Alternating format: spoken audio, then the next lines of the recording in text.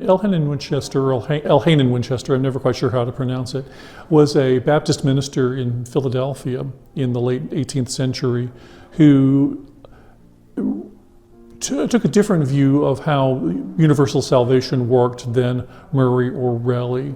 He did lose his pulpit over it. He was forced out of the Universalist church in Philadelphia.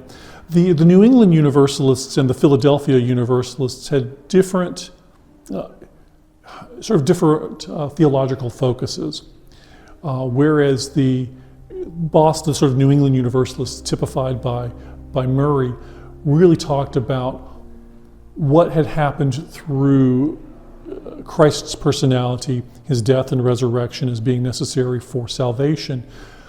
Winchester tended to talk about sort of the promise of the prophets about what would happen at the end of time, that we would be pulled towards salvation, that this would be the culmination of God's promises. And so, as George Hunston Williams put in his treatise, it's a future-oriented universalism.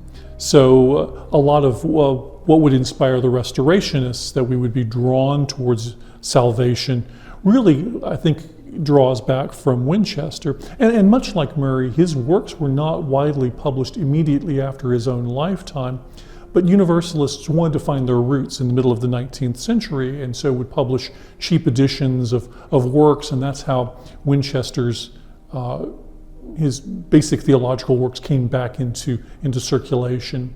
I would say probably to inspire the Restorationists more than the Ultra-Universalists.